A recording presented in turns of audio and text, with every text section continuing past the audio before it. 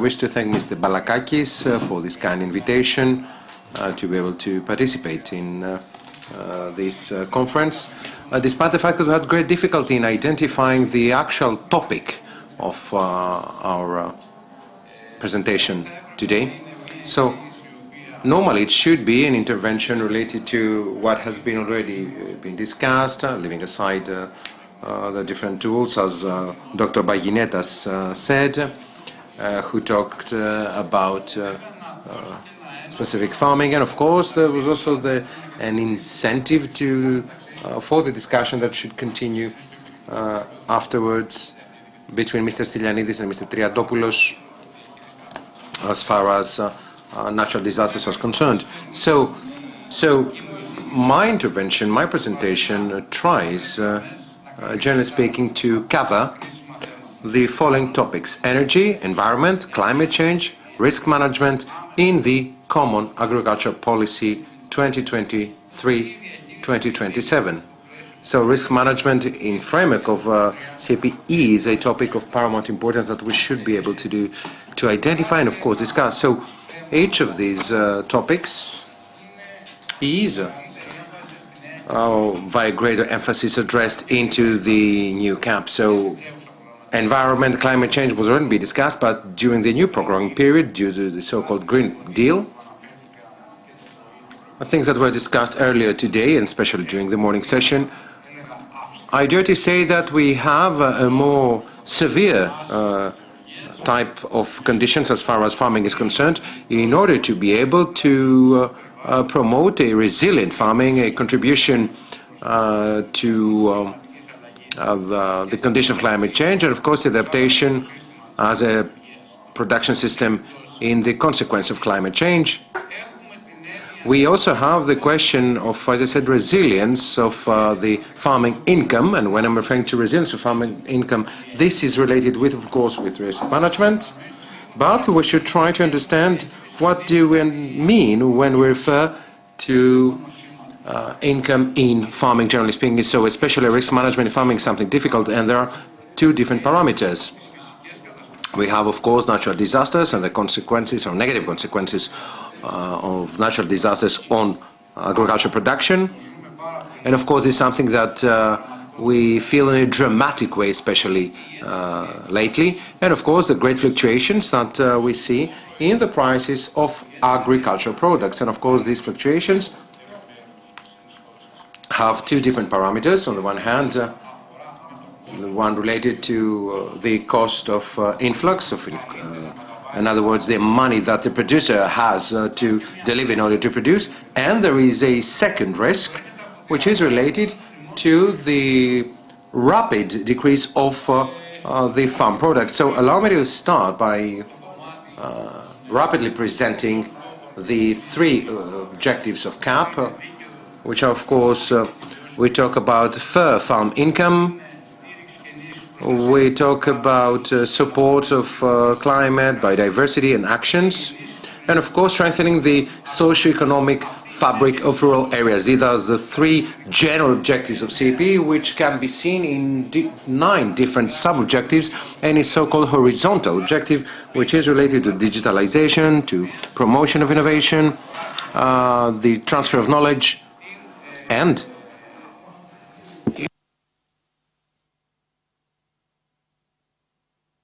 the simplification of processes.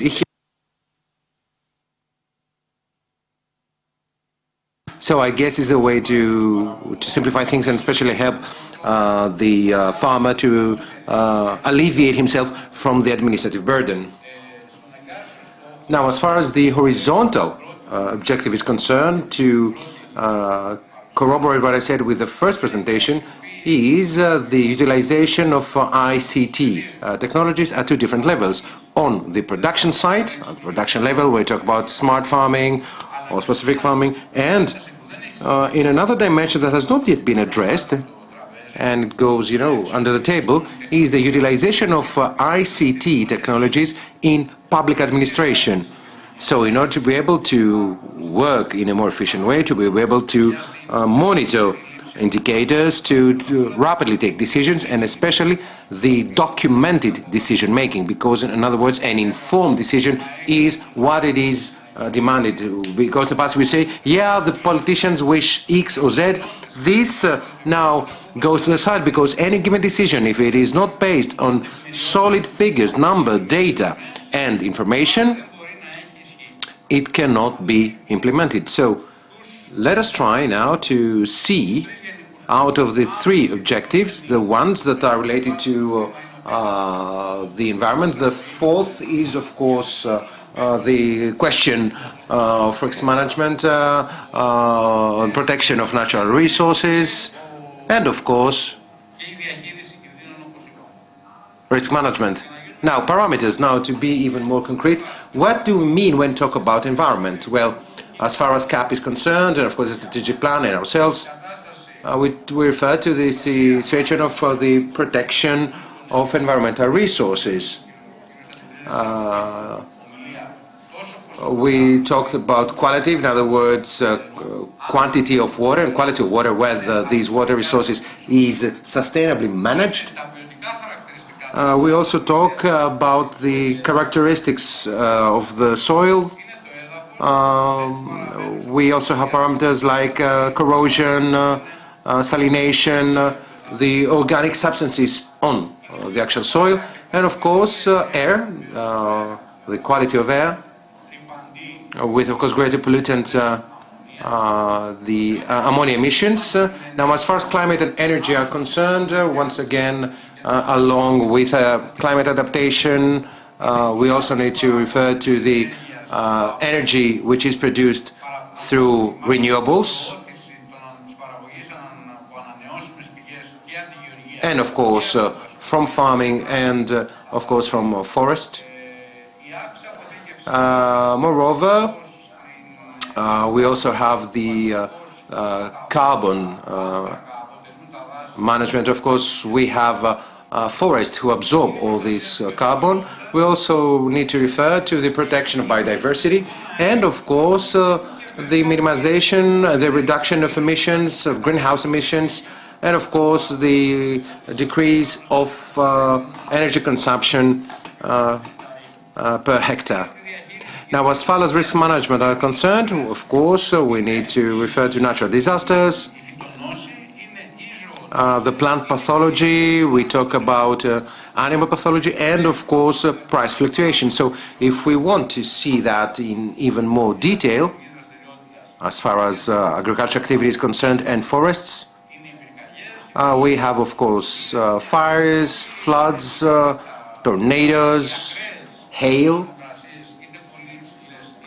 high-low temperatures. I'm not going to get into the qualitative parameters related to Green Deal and the farm to food, farm to plate.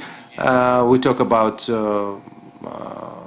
biodiversity, etc. So the question is, how all of these parameters can they be interpreted or translated as part of this way that how indicators are produced. So we all start by the status of the country, in other words, where it stands at a particular moment, in some crucial frame indicators, the so-called CODIS indicators, which are common for any given member state.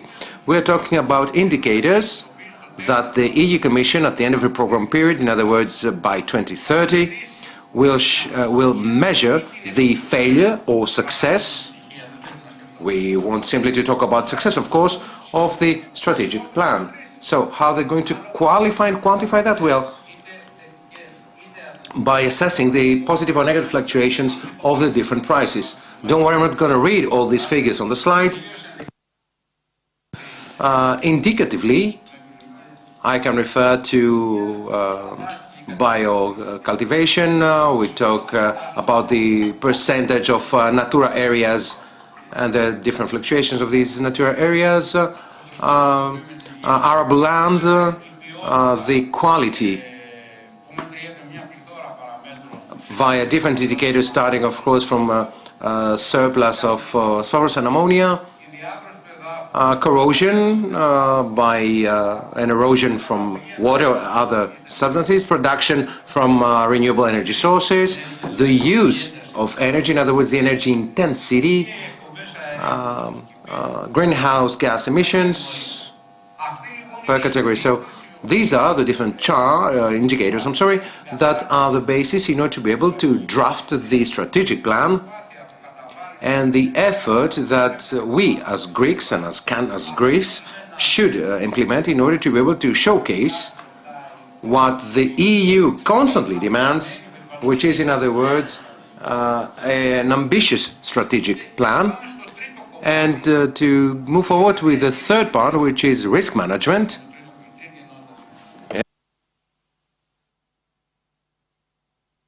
Let us see what happens with risk management by using concrete figures, because we all feel that, okay, we have natural disasters. Last year we had problems with fights. Is there climate change or not?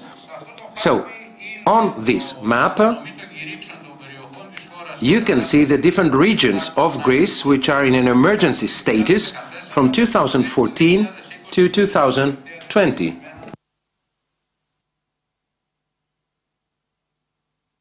Now, with the dark purple color, you can see the regions. Over 60 regions are in an emergency status.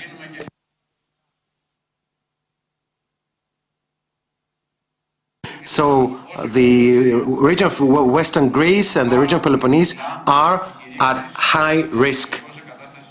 In other words, they can easily be integrated in the emergency status. So this is another territorial indicator that we need to consider ourselves, and of course the insurance for farmers. Of course, we're not dealing with the same areas and regions in the whole Greek territory. It depends on the region. Now, if we want to see things in more greater detail, we can actually see on the map the reasons why we have the emergency status in various Greek regions. So we have rain, we have snow, we have winds, we have coastal corrosion, many different factors that contribute to the emergency status of different regions. Now, another important aspect as far as Western Greece is concerned, I don't know whether it is visible on the map, is the different colors, which means that there are many different reasons for these catastrophes, these natural disasters that do take place in Western Greece.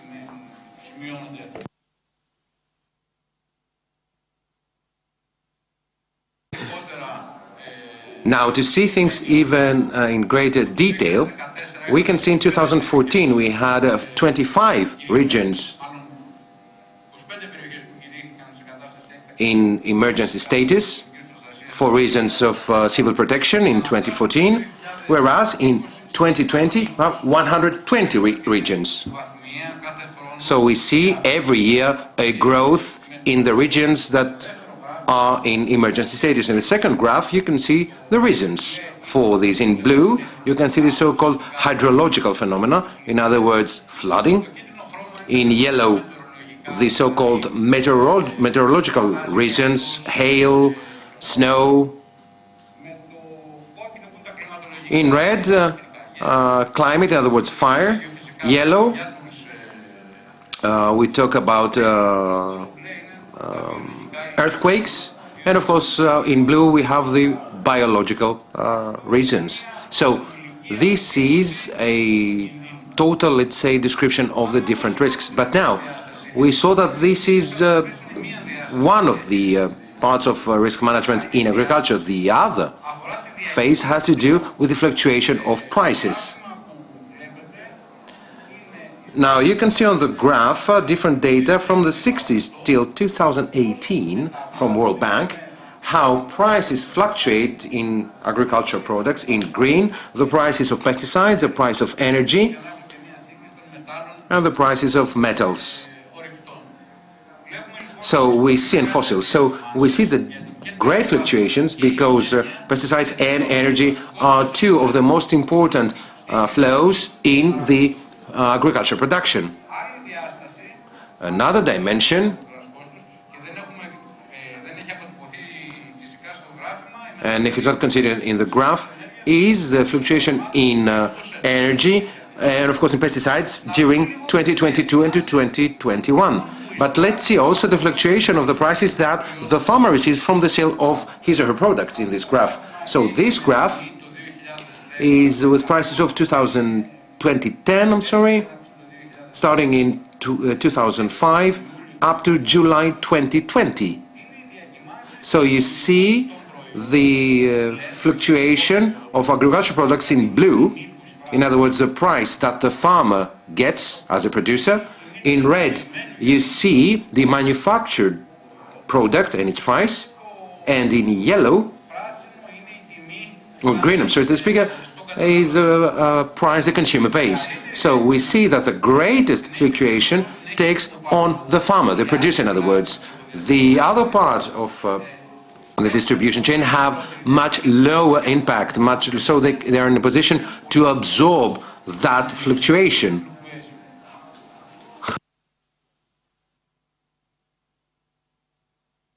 Is the situation the same in any given product? Of course not, and of course fluctuations also differ from product to product. So indicatively, we see the different changes between bread, in the meat. As far as Greece is concerned, the fluctuation is smaller.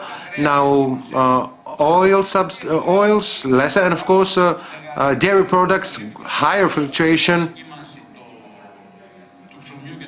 against bread, but of course higher against meat.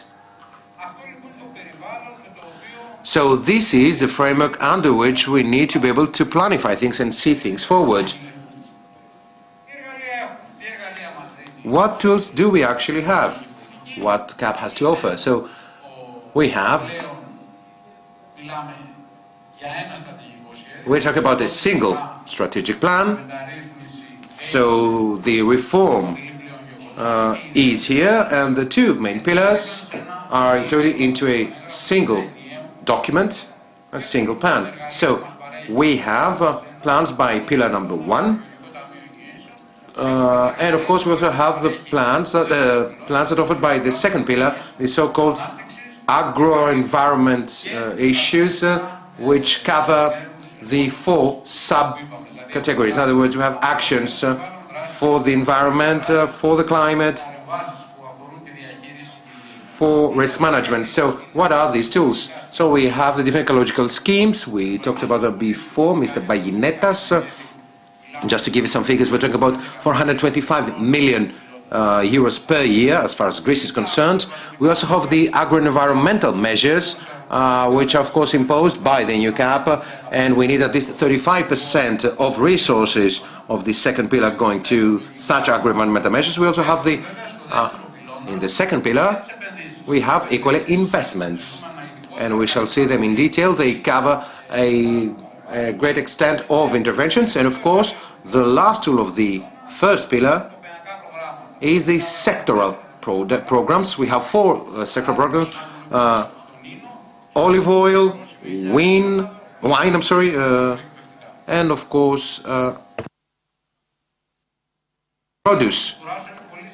So there are many interventions in the first pillar. When we talk about ecological schemes that are included, of course, we have the use of resilient varieties in 3 different actions. We have the expansion of the implementation, the different ecological focusing. We have an implementation of zones of ecological interventions. We have also preservation of different ecosystems. Another measure which is quite ambitious, but I believe is the main tool if we truly wish to be able to have a more accessible to the producer implementation of specific farming. This is very important. Precision farming,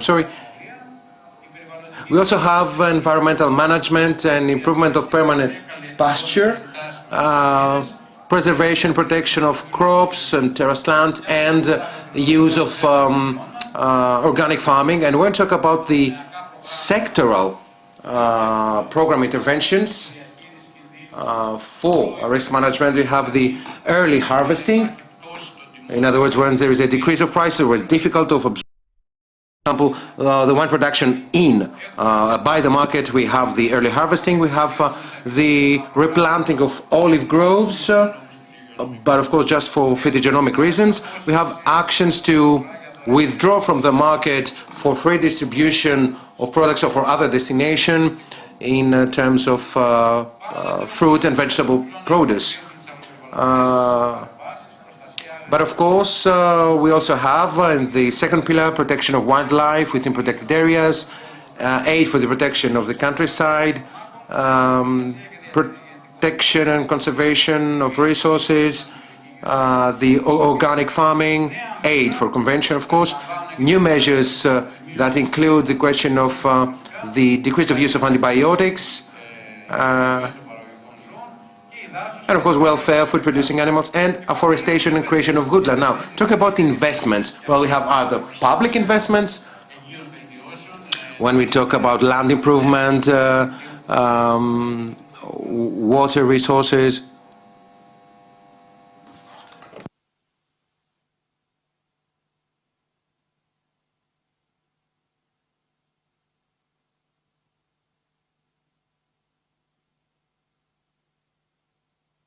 So, of course, also we have investments in the prevention and protection of livestock against communicable disease, and of course we also refer to the importance of producing energy from biomass.